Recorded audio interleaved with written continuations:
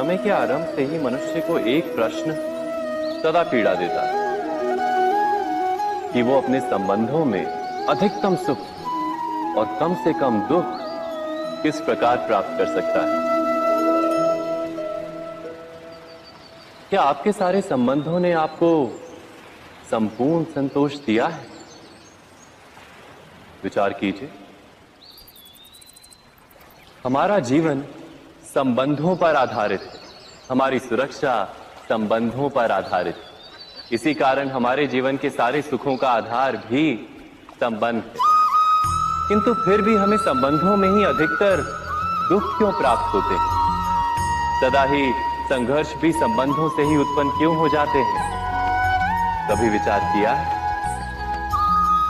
जब कोई व्यक्ति किसी अन्य व्यक्ति के विचार अथवा कार्य को स्वीकार नहीं करता, उसमें परिवर्तन करने का प्रयत्न करता है, तो संघर्ष जन्म लेता है। अर्थात जितना अधिक अस्वीकार उतना ही अधिक संघर्ष, और जितना अधिक स्वीकार उतना ही अधिक सुख। क्या ये वास्तविकता नहीं? यदि मनुष्य स्वयं अपनी अपेक्षाओं पर अंकुश रखे, अपने विचारों को परखे, किसी अन्य व्यक्ति में परिवर्तन करने का प्रयत्न ना कर स्वयं अपने भीतर परिवर्तन करने का प्रयास करे, तो क्या संबंधों में संतोष प्राप्त करना इतना कठिन? अर्थात क्या स्वीकार ही संबंध का वास्तविक अर्थ नहीं? स्वयं विचार कीजिए।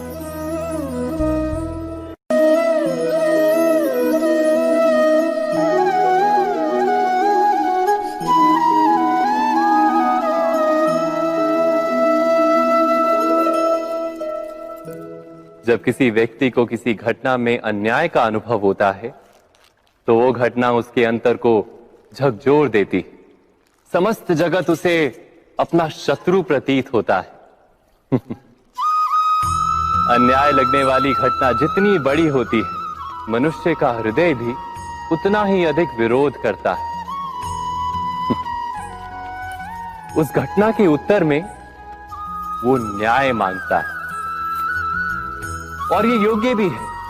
वास्तव में समाज में किसी भी प्रकार का अन्याय व्यक्ति की आस्था और विश्वास का नाश है। किंतु ये न्याय क्या है? न्याय का अर्थ क्या है? अन्याय करने वाले को अपने कार्य पर पश्चाताप हो, और अन्याय भुगतने वाले के मन में फिर से विश्वास जगे समाज के प्रति। इतना ही अर्थ है ना न्याय का। किंतु जिसके हृदय में धर्म नहीं होता, वो न्याय को छोड़कर बैर और प्रतिशोध को अपनाता है। हिंसा के बदले प्रतिहिंसा की भावना लेकर चलता है। स्वयं भोगी हुई पीड़ा से कहीं अधिक पीड़ा देने का प्रयत्न करता है, और इस मार्ग पर चलते अन्याय को भुगतने वाला स्वयं अन्याय करने लगता है। शीघ्र ही वो अपराधी बन जाता है। अर्थात न्याय और प्रतिशोध के बीच बहुत कम अंतर होता है, और इसी अंतर का नाम है धर्म। क्या ये सत्य नहीं? स्वयं विचार कीजिए।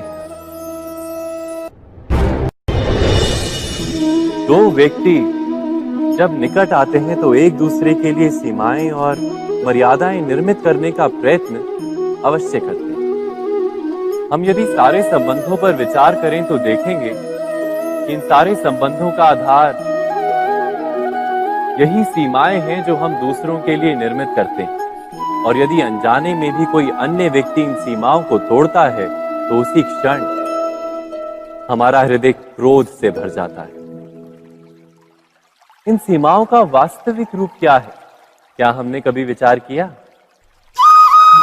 सीमाओं के द्वारा हम दूसरे व्यक्ति को निर्णय करने की अनुमति नहीं देते, अपना निर्णय उस व्यक्ति पर थोपते हैं। अर्थात किसी की स्वतंत्रता का अस्वीकार करते हैं। और जब स्वतंत्रता का अस्वीकार किया जाता है तो उसका हृदय दुख से भर जाता है, और जब वो सीमाओं को तोड़ता है तो हमारा हृदय क्रोध से भर जाता है। क्या ऐसा नहीं होता?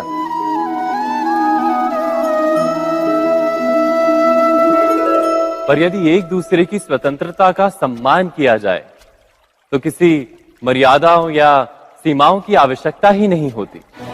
अर्थात जिस प्रकार स्वीकार किसी संबंध का देह है, क्या वैसे ही स्वतंत्रता किसी संबंध की आत्मा नहीं? स्वयं विचार कीजिए।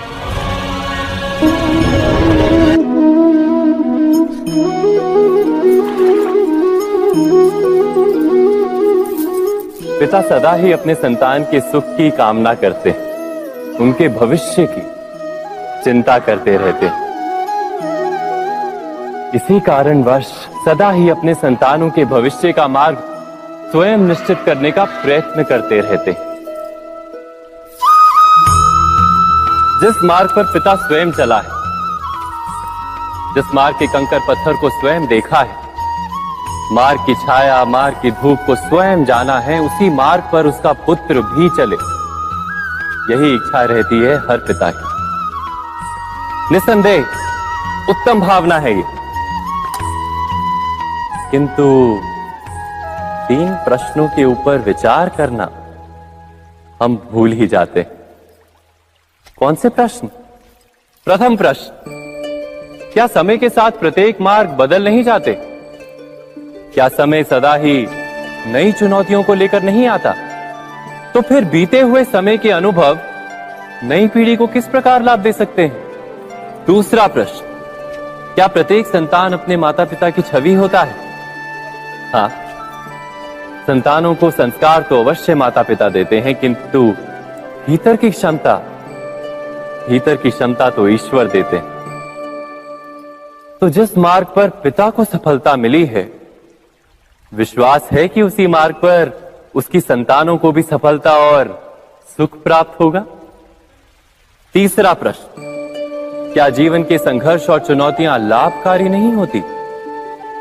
क्या प्रत्येक नया प्रश्न एक नए उत्तर का द्वार नहीं खोलता? तो फिर संतानों को नए नए प्रश्नों, संघर्षों और चुनौतियों से दूर रखना, ये उनके लिए लाभ करना कहलाएगा या हानि पहुंचाना? अर्थात जिस प्रकार संतान के भविष्य का निर्माण करने के बदले उसके चरित्र का निर्माण करना श्रेष्ठ है, वैसे ही संतानों के जीवन का मार्ग निश्चित करने के बदले उन्हें नए संघर्षों के साथ जूझने के लिए मनोबल व ज्ञान देना अधिक लाभदायक नहीं होगा? स्वयं विचार कीजिए।